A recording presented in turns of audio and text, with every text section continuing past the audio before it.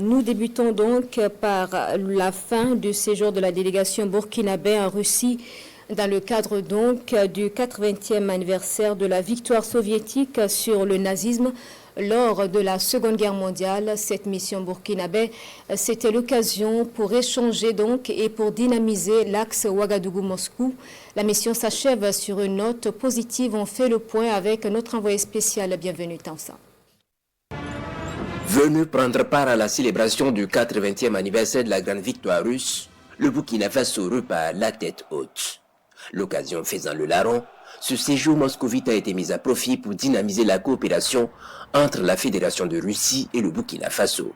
Des domaines stratégiques de coopération entre les deux pays ont été passés en revue à cette audience entre délégations russes et burkinabé conduite par le président du Faso, himself. Le bilan que nous tirons de ces séjours, c'est un bilan satisfaisant à tous les niveaux, que ce soit au niveau politique, au niveau diplomatique et au niveau opérationnel, où il est question de mettre en œuvre les accords de coopération, mais aussi les autres initiatives qui sont arrêtées de commun accord. C'est un nouveau virage que prend la coopération entre la Russie et le Burkina Faso après l'étape de Saint-Pétersbourg en 2023. Le capitaine Ibrahim Traoré s'est voulu on ne peut plus clair. Il mise essentiellement sur une coopération gagnant-gagnant basée sur un partage de capacités. Ça veut dire que nous ne sommes plus dans cette démarche de demandeur, mais nous sommes dans une démarche d'établir des relations fructueuses de partage. Et en cela, il a défini des axes qui sont d'abord l'éducation, la formation universitaire dans les filières scientifiques, où il souhaite que, en plus d'envoyer des étudiants burkinabés en Russie pour se faire former, que nous puissions accueillir d'éminents professeurs russes au Burkina pour aussi améliorer le niveau de nos universités. Universités qu'ils souhaitent mettre aux normes en travaillant à ce qu'il y ait des laboratoires pour que les étudiants puissent concilier apprentissage théorique et pratique.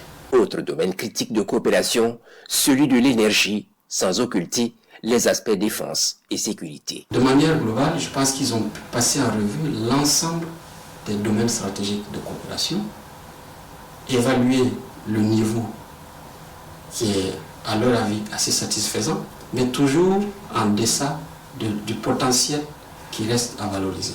Et ça, ce constat a été fait dans le domaine commercial, où les échanges ont été multipliés par 10, mais qui reste tout de même en deçà de ce qui reste encore à valoriser dans le cadre de la coopération. Le séjour du président du Faso a également été mis à profit pour échanger avec la communauté de l'AES vivant en Fédération de Russie sur la vision souverainiste, notamment de l'espace confédéral. Le président du Faso, très sollicité, a en outre accordé une audience au président de la République bolivarienne du Venezuela, Nicolás Maduro, séduit par le combat du capitaine Traoré en faveur de l'affirmation de la dignité du peuple burkinabé.